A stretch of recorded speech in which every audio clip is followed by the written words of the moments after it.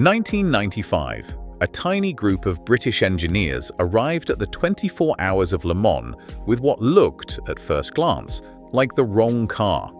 It had air conditioning in its road-going form. It had luggage compartments.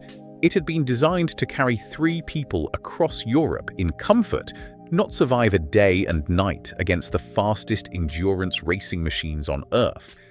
The men who ruled Le Mans looked at it and saw an expensive supercar pretending to be a race car. Around the paddock, many dismissed it as little more than a publicity stunt. They expected the prototypes to make short work of it.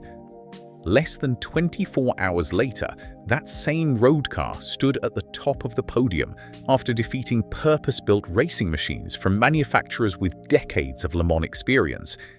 This is the story of the McLaren F1 GTR. The story began years before anyone imagined a McLaren winning Le Mans.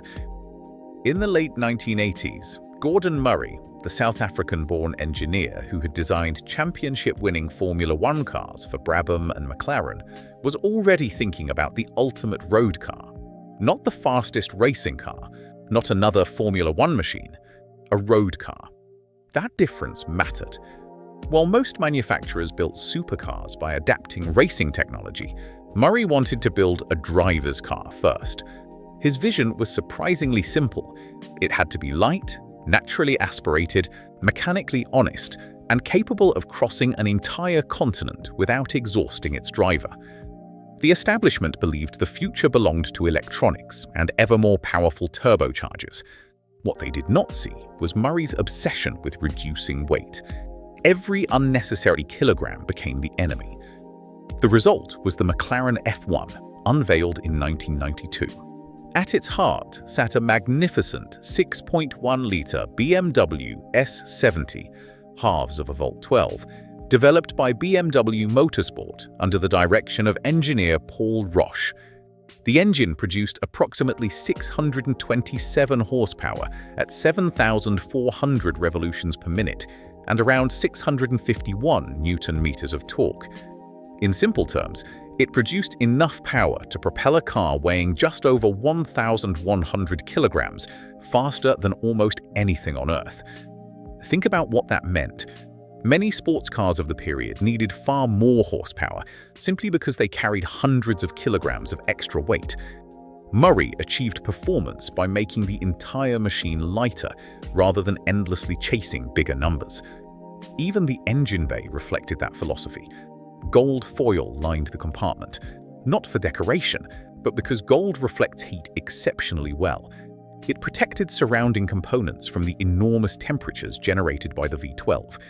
It was an extravagant solution that existed purely because it worked. Everything about the McLaren F1 was engineered with that level of attention. The driving position sat in the center of the cockpit, with 2 passenger seats slightly behind on either side. Visibility improved dramatically. Weight distribution became nearly perfect. The driver no longer sat offset to one side, as in almost every other production car. It looked unusual. It also worked. According to Gordon Murray, the F1 had never been intended as a racing car. In fact, during its development, he actively resisted the idea.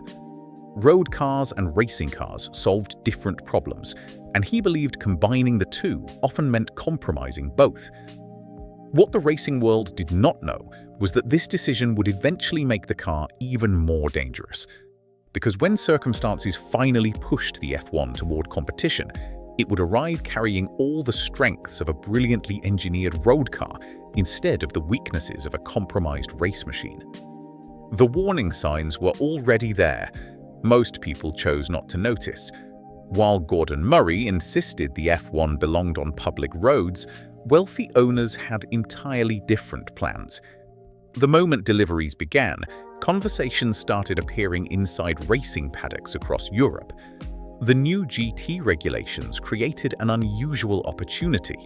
Production-based Grand Touring cars could compete for major victories if they met the regulations. That changed everything. Owners approached McLaren with a straightforward request: build us a racing version. The company kept saying no. According to period accounts, Gordon Murray repeatedly explained that the F1 had been engineered for the road, not for 24-hour endurance races, where reliability, cooling, fuel strategy, and serviceability mattered just as much as outright speed. The customers kept asking. Eventually, the pressure became impossible to ignore. One of the strongest voices belonged to Thomas B. Schiescher, a German racing driver and businessman who believed the McLaren possessed everything necessary to challenge the established order. He was not alone. Private teams across Europe saw possibilities where many factory engineers saw limitations.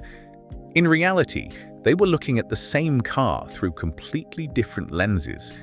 The factories judged it by tradition. The privateers judged it by performance. That difference changed history. McLaren finally agreed to develop a competition version. It would become the McLaren F1 GTR. Converting a road-going supercar into a Le Mans contender was anything but simple. The original interior disappeared. Luxurious trim gave way to a welded steel roll cage designed to protect the driver during violent accidents. The suspension was revised to survive thousands of kilometers of punishment. Larger brakes improved endurance. Aerodynamic additions created greater stability at racing speeds. The engine itself changed less than many expected. Instead of extracting more horsepower, engineers deliberately reduced output. Air restrictors, required under GT regulations, lowered power to roughly 600 horsepower. Although that seemed like a disadvantage, the restricted engine produced less stress, consumed less fuel, and improved long-distance reliability. It was a classic endurance racing compromise, giving away a little speed to gain hours of durability. What rival teams did not know was that this compromise suited the McLaren almost perfectly. The F1 had started life with far more power than it strictly needed. Even after losing horsepower, it remained brutally quick down the Mulsanne straight, while placing less strain on its mechanical components. Crude? Not at all. Simple, effective, dangerously effective. Still, the establishment remained unconvinced.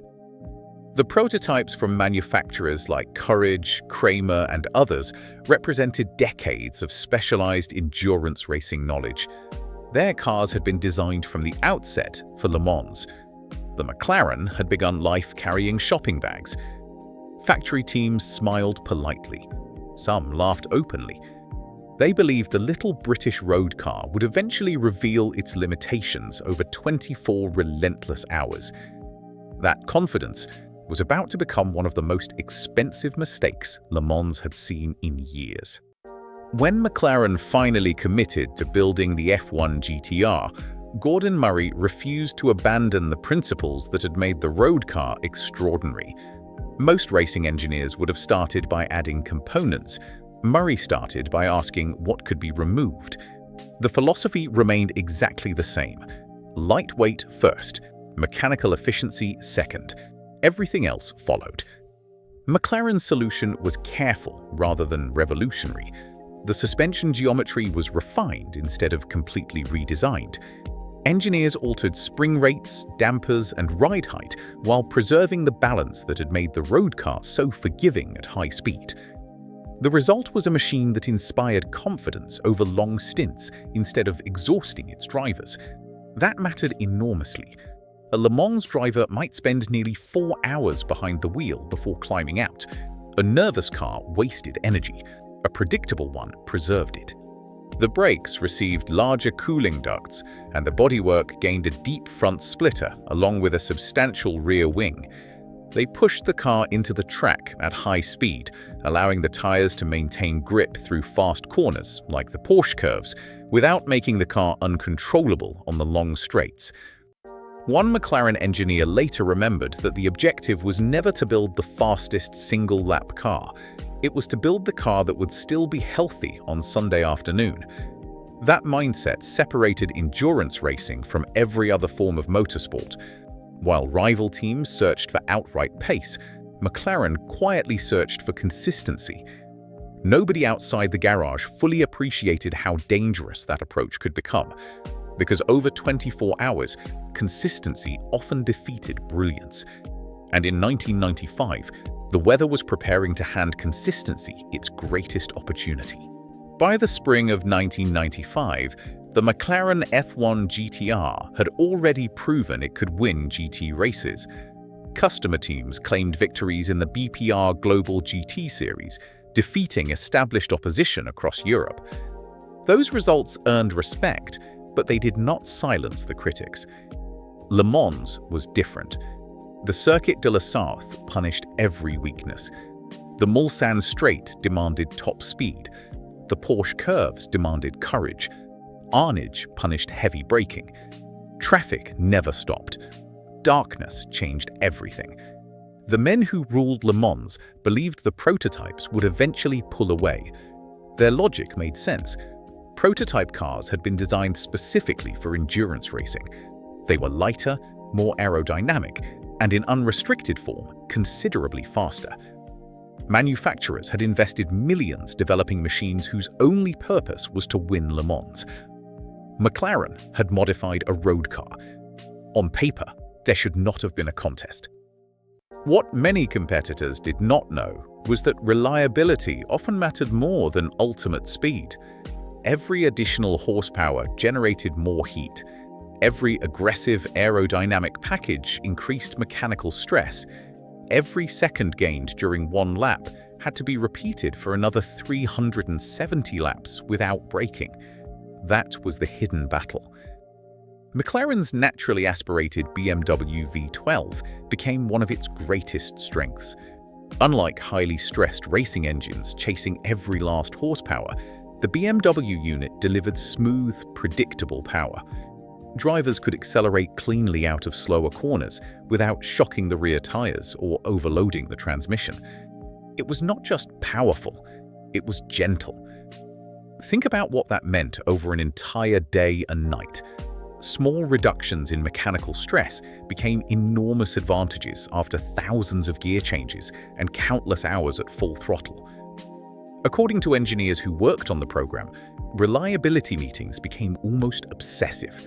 Every hose, every electrical connector, every wheel bearing, everything was inspected repeatedly. Factory teams concentrated on outright pace. McLaren quietly concentrated on finishing. The warning signs were there. Most rivals chose not to pay attention. Then the weather forecast arrived. Heavy rain. For a prototype capable of extraordinary cornering speeds, standing water created chaos. For a balanced GT car with predictable handling, it created opportunity. Nobody knew it yet. The rain would become the great equalizer. Fast cars still needed exceptional people. For Le Mans, McLaren assembled several customer entries, each staffed by experienced endurance drivers. The car that would eventually write history carried the number 59 and represented Kokusai Kaihatsu Racing. Its drivers formed an unusually balanced trio. JJ Lehto, the fearless Finnish racer who had competed in Formula 1, possessed outright speed and enormous confidence.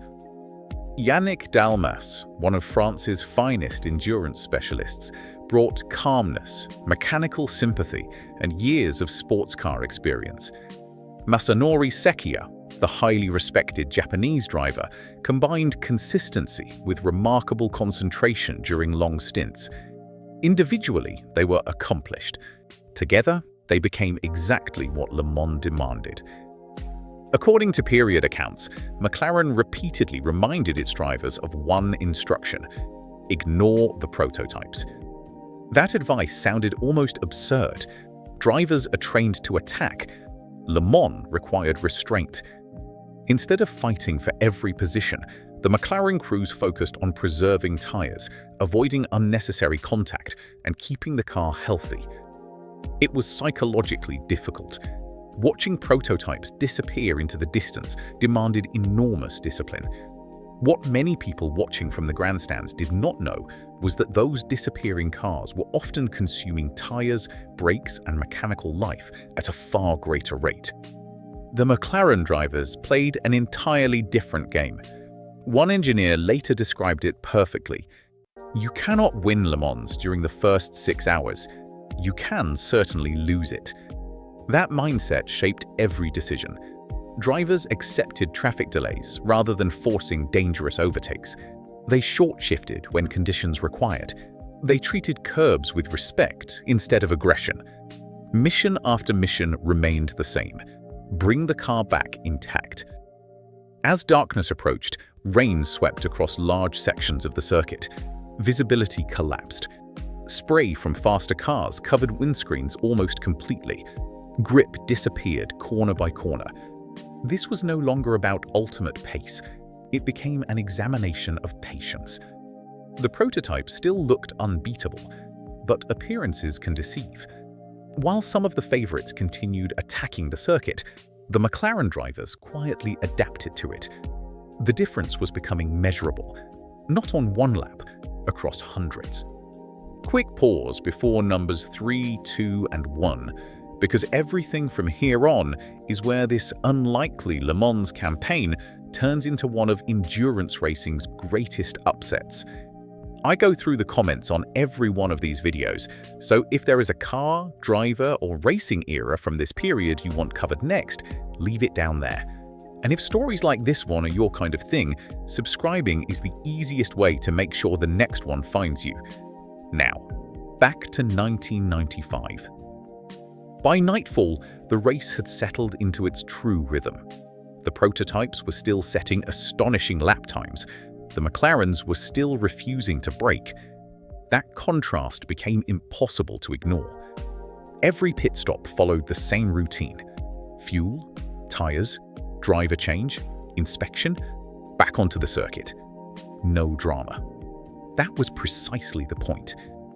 What the establishment did not know was that Le Mans often became a race of elimination rather than outright speed. Mechanical failures began appearing across the field: electrical problems, transmission issues, accidents caused by the worsening weather. Every retirement moved the McLarens another position forward without asking them to drive any faster.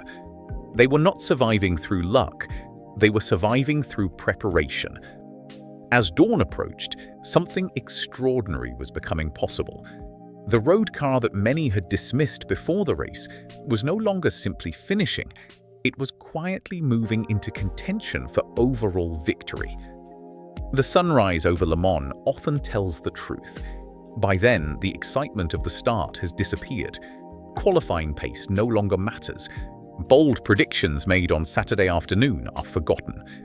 What remains is the simple question every endurance team must answer: what still works? As the first light broke over the Circuit de la Sarthe on the 18th of June 1995, the answer surprised almost everyone. The McLarens were still there, not just circulating, competing. The rain had never truly gone away. Parts of the circuit dried while others remained soaked, forcing drivers to constantly guess where grip still existed. Experience suddenly became more valuable than horsepower. McLaren's approach looked wiser with every passing hour. The BMW V12 continued running cleanly. The gearbox continued selecting gears without complaint. The brakes, carefully cooled throughout the night, continued doing their job. Nothing about the McLaren looked spectacular. That was exactly why it remained dangerous. One rival after another disappeared from contention. What they did not know was that every retirement strengthened McLaren's position without the team changing its strategy by a single lap. According to period reports, the pit wall remained remarkably calm. Nobody celebrated, nobody spoke about winning. There were still hours remaining. The drivers understood that better than anyone. JJ Lehto continued delivering fast, controlled stints. Yannick Dalmas used years of endurance experience to keep the car out of trouble. Masanori Sekiya drove with the consistency that had made him one of Japan's most respected sports car drivers. They were no longer chasing the race was coming to them. The establishment simply refused to believe that a road car could outlast machines built solely to win Le Mans. By Sunday morning, the impossible had become realistic. The number 59 McLaren F1 GTR was leading one of the toughest editions of the 24 Hours of Le Mans ever run. Nobody inside the garage allowed themselves to think about victory. There was too much racing left. The engine had already spent nearly an entire day operating under immense loads. Thousands of gear changes had passed through the transmission. The brakes had slowed the car from well over 300 kilometers per hour hundreds of times. Now, they simply had to keep surviving. The pressure inside the garage became almost unbearable. Mechanics listened for sounds they had ignored earlier. Drivers reported even the smallest vibration. Engineers studied temperatures and fuel consumption with extraordinary attention. Meanwhile, the remaining prototypes sensed an opportunity. They increased the pace. Every lap became an attempt to force the McLaren into a mistake. That confidence was about to become their final mistake. The McLaren never tried to answer with outright speed. It answered with discipline. Fuel stops remained perfectly executed. Tire changes remained clean. Driver changes remained calm. Just the same methodical process repeated over and over again. One engineer later admitted that the longest part of Le Mans is not the first 23 hours. It is the final 60 minutes. Every unusual noise suddenly sounds catastrophic. Every vibration feels terminal. The number 59 McLaren completed another lap, then another. The finish line was getting closer. History was doing the same. When the checkered flag finally fell after 24 exhausting hours, one fact stood above every other statistic. The winner was a McLaren F1 GTR. Not a purpose-built prototype, not a factory endurance special, a racing version of a road car that many people had dismissed before the race even started. JJ Lehto, Yannick Dalmas, and Masanori Sekiya crossed the finish line first after completing 298 laps of the Circuit de la Sarthe, covering more than 4,000 kilometers through changing weather, darkness, mechanical punishment, and relentless pressure. For Masanori Sekiya, the victory carried historic significance. He became the first Japanese driver ever to win the 24 Hours of Le Mans overall, a landmark achievement celebrated across Japanese motorsport. Yannick Dalmas claimed the first of what would become 4 overall Le Mans victories, cementing his reputation as one of endurance racing's greatest competitors. For JJ Lehto, it completed one of the finest performances of his career. McLaren's achievement became even more astonishing when the finishing order was confirmed. The winning number 59 car stood first overall. Another McLaren finished third, another finished fourth, another finished fifth. 4 McLaren F1 GTRs occupied 4 of the top 5 positions. It was one of the most remarkable debut performances in Le Mans history. Gordon Murray later admitted that he never intended the F1 to become a racing car in the first place. Ironically, that decision may have created one of the greatest GT racers ever built. The road car's balance, reliability, and engineering integrity translated almost perfectly into endurance competition. What the establishment did not know was that designing an exceptional road car had accidentally produced an exceptional racing car. The victory also transformed the McLaren F1 forever. It was no longer merely the world's fastest production car. It became a Le Mans winner. The success of production-based GT cars helped shape the future of international GT racing, influencing generations of machines from the Porsche 911 GT1, Mercedes-Benz CLK GTR, Chevrolet Corvette Racing, and today's GT entries competing at Le Mans. The 1995 victory remains the only time a McLaren has won the 24 Hours of Le Mans outright. It was also the first attempt by McLaren at the famous race. Very few manufacturers have ever achieved such a debut. None have done it in quite the same way. They arrived with what many dismissed as a road car. They left with one of motorsport's greatest victories. The paddock laughed at the McLaren F1 GTR right up until the moment it defeated everything built to stop it. The establishment believed Le Mans belonged to prototypes. History remembered the road car. It should have been a curiosity. Instead, it became a legend. If you enjoyed this story, there are plenty more like it on the channel. Hit subscribe, and I will make it worth your time.